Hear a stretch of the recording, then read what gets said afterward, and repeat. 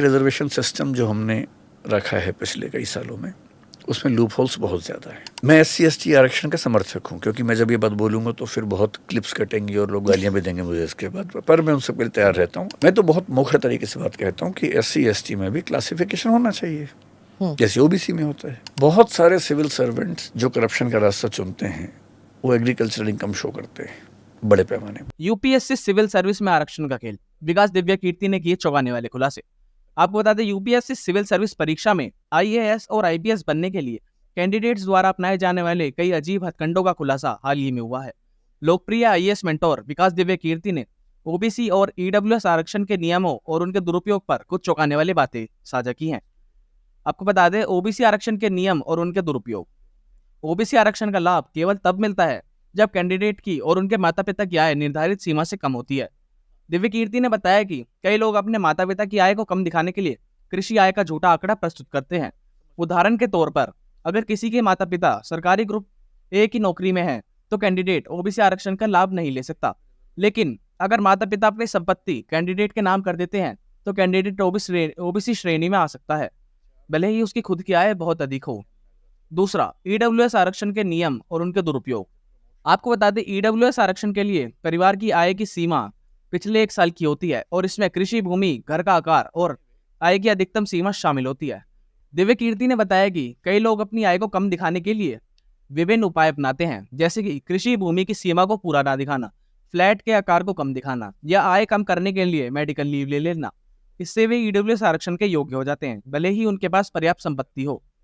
इसका निष्कर्ष यह निकल कर आता है, विकास दिव्य कीर्ति ने यह जो खुलासा किया है, आरक्षण प्रणाली में कई लूपहोल्स जिनका गलत फायदा उठाकर लोग UPSC परीक्षा में सफलता प्राप्त कर रहे हैं। उन्होंने इस स्थिति पर चिंता जताते हुए कहा कि ऐसे मामलों को नियंत्रित करने के लिए सिस्टम में सुधार की आवश्यकता है। OBC और EWS के आरक्षण में कितने बारीक पेच हैं, अगर आप सुनेंगे तो आप दंग रह जाएंगे। इस देश में EWS का आरक्षण कोई भी ले सकता है, आप भी ले सकती हैं, मैं भी ले सकता हूँ। OBC में क्या पेच है कि OBC में एक क्रीमी लेयर का कंसेप्ट है। इंदिरा साहनी केस 1980 में जजमेंट आया था, उसमें इंट्रोड्यूस हुआ था। अब नियम ये है कि अगर आप OBC से हैं पर क्रीमी लेयर में तो you will be treated as general. इससे बचना होता है। मैं ऐसे कुछ होता है। हाँ, सही बात है। देखिए, इतना डिफरेंस है। If you are in general category you have to be in first 75 ranks to be IAS. If you are in OBC, you can become IAS on 400 rank almost. So there is a huge difference. इसलिए अगर किसी के पास scope होता है तो वो कोशिश करता है कि मैं बन ही जाऊं।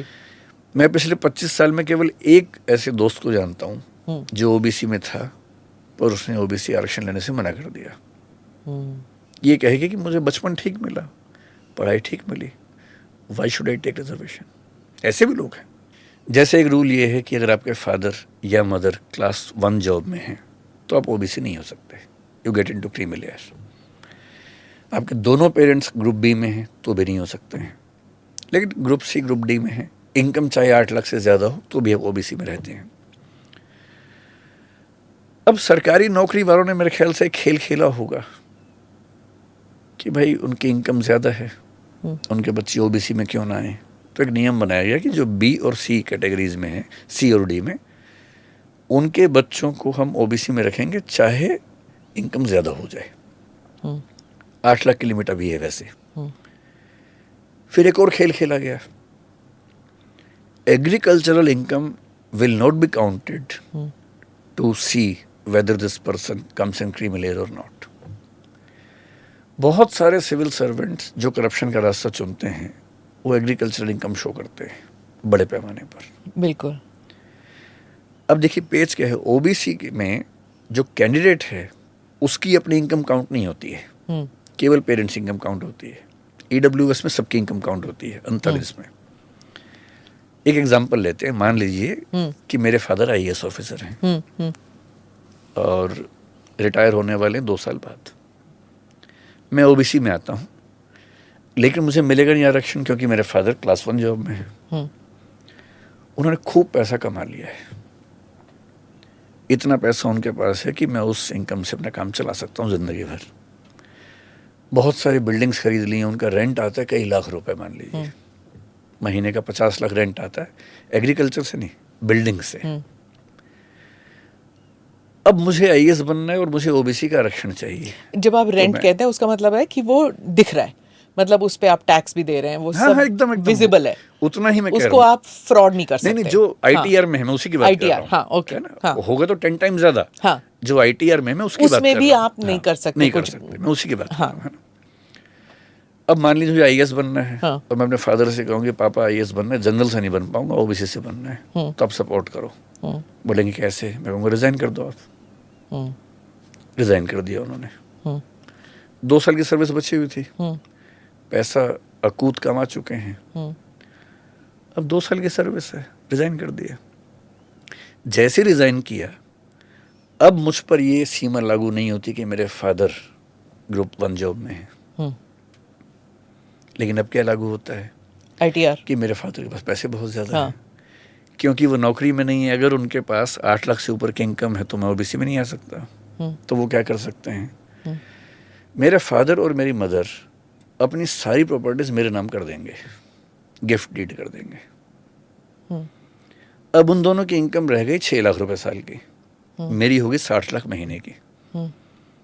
पर ओबीसी होने के लिए मेरी इनकम क्राइटेरिया नहीं है, सिर्फ पेरेंट्स इनकम, सिर्फ पेरेंट्स की, फैमिली नहीं, सिर्फ पेरेंट्स, मेरी नहीं।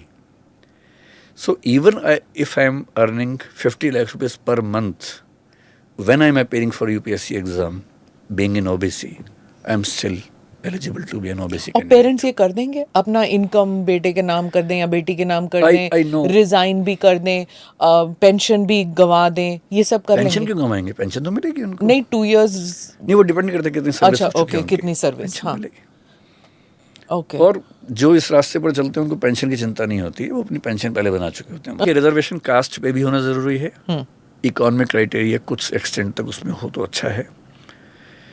लेकिन ये बात सही है कि रिजर्वेशन सिस्टम जो हमने रखा है पिछले कई सालों में, उसमें लूप होल्स बहुत ज़्यादा है।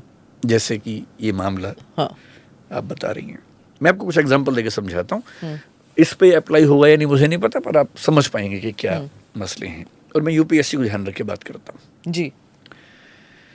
SC ST कैटेगरी में रिजर्वेशन मिलता है, उसमें क्रीमी लेयर नहीं है। सुप्रीम कोर्ट ने 2004-05 में एक फैसला दिया था M नागराज के मामले में, जिसमें यह कहा था कि जब प्रमोशन हम देंगे SC ST में, तब हम इस बात को इंश्योर करेंगे कि प्रमोशन क्यों दे रहे हैं। So in a way they introduce the concept of creamy layer in promotions in SC ST। Otherwise वहाँ अभी क्रीमी लेयर नहीं है। इसका मतलब क्या है? मैं SC ST आरक्षण का समर्थक हूँ, क्योंकि मैं जब ये बात बोलूँगा तो फिर बहुत क्लिप्स कटेंगी और लोग गालियाँ भी देंगे मुझे इसके बाद, पर मैं उन सब के लिए तैयार रहता हूँ। अब मैं इतना अभ्यस्त हो चुका हूँ कि मुझे फर्क पड़ना बंद हो गया उसका। The truth has to be there. Absolutely. मैं एक ऐसी फैमिली को जानता हूँ पर्सनली जी, जिसमें फादर IAS थे, मदर भी एक बहुत बड़ी पोजीशन पर थी, 3 बच्चे, तीनों सिविल सर्वेंट्स हैं, या IAS हैं या IPS हैं। उनके स्पाउसेस भी IAS IPS हैं। हाँ, कन्वीनियंट। अब मैं ये नहीं समझ पा रहा कि इस फैमिली को, अगली जनरेशन को SC ST का रिजर्वेशन क्यों मिलना चाहिए। मैं नहीं समझ सकता। इनको मैं हमेशा कहती थी ये जेनेटिक सिविल सर्वेंट्स होते हैं। हो सकता है, मतलब यहाँ तक कि जो हमारे कुछ दोस्त SC ST रिजर्वेशन के बहुत समर्थक हैं भी, बहुत पॉपुलर लोग हैं, अच्छे चिंतक हैं, जब बंद कमरे में मेरी उनसे बात होती है और मैं उनसे पूछता हूँ कि यार मुझे आर्गूमेंट दो, अगर आपके आर्गूमेंट में दम है तो मैं मान लूँगा, मुझे कोई दिक्कत नहीं है। क्योंकि पब्लिक डोमेन में आर्गूमेंट ये चलता है कि कई हज़ार साल का पिछड़ापन है, कई पीढ़ियाँ लगेंगी बराबर करने में। तो मैंने उनसे पूछा, मैंने कहा देश में 8% करीब STs हैं, 16% SCs हैं। 8% का मोटा मोटा मतलब होता है लगभग आप मान लीजिए 11 करोड़ के आसपास, और 22 करोड़ SC हैं, 33 करोड़ की आबादी है। सरकारी नौकरियां साल भर में कितनी निकलती होंगी? मेरे ख्याल से सब भी, मतलब पूरे देश की सारी नौकरी मिलाएंगे तो भी शायद 2 करोड़ के आसपास होंगी, सब नौकरियां मिला के भी। इनमें से SC ST की जो भागीदारी है, अगर हम 24% मान लें दोनों मिला के, वैसे तो 22.5% अभी है, तो भी ये 40-45 लाख होगी मैक्सिमम। इस 45 लाख में 33 करोड़ में से कौन लोग आए कौन ना आए ये हमें सोचना होगा।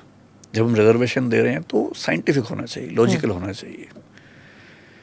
एक फैमिली जिसमें आईएएस कुछ लोग बन चुके हैं, अगली पीढ़ी में बन चुके हैं, उसकी अगली पीढ़ी को भी आईएएस का आरक्षण मिले। क्या इससे अच्छा ये नहीं है कि उसी समाज के वो लोग जो दूर गांव में हैं, स्कूल नहीं मिला जिनको, बड़ी मुश्किल से पढ़े, उनको फ़ायदा मिले। हम एक कम्युनिटी को सेंटर में लाना चाहते हैं, एक कम्युनिटी को अपलिफ्ट करना चाहते हैं, मेन स्ट्रीम में लाना चाहते हैं, या उसके कुछ परिवारों को बार बार पावर देना चाहते हैं। पर एक एलिटिज्म है। जैसे हिंदू समाज में पहले था कि भाई कुछ वर्ण या जातियां सेंटर में हैं, बाकियों को पीछे रखा गया तो उनको आरक्षण दो। अब उन समुदायों में कुछ परिवार ऐसे हो गए हैं, वो एलिट्स हैं, और वो एलिट्स कभी नहीं चाहेंगे कि आरक्षण उनके हाथ से निकले। तो उन्होंने अपनी पूरी कम्युनिटी को फील भी करवा दिया, समझा भी दिया कि ये आरक्षण छीनना चाहते हैं।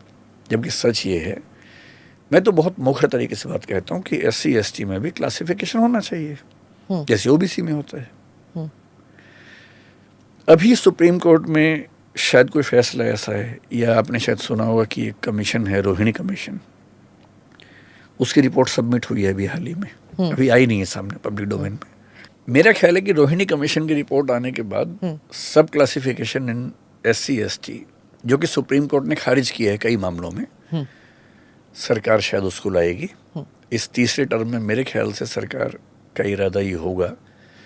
आरक्षण कम तो कर नहीं सकते हैं, सोचना भी मेरे ख्याल संभव नहीं होगा, शायद ज़रूरत भी नहीं है उसकी, पर आरक्षण रैशनलाइज हो, उसमें रीजनेबिलिटी हो, ये ज़रूरी है और ये होगा। अब ये जो केस आप बता रही हैं ये OBC आरक्षण का है। आपको यह वीडियो कैसी लगी हमें कमेंट बॉक्स में ज़रूर बताएं।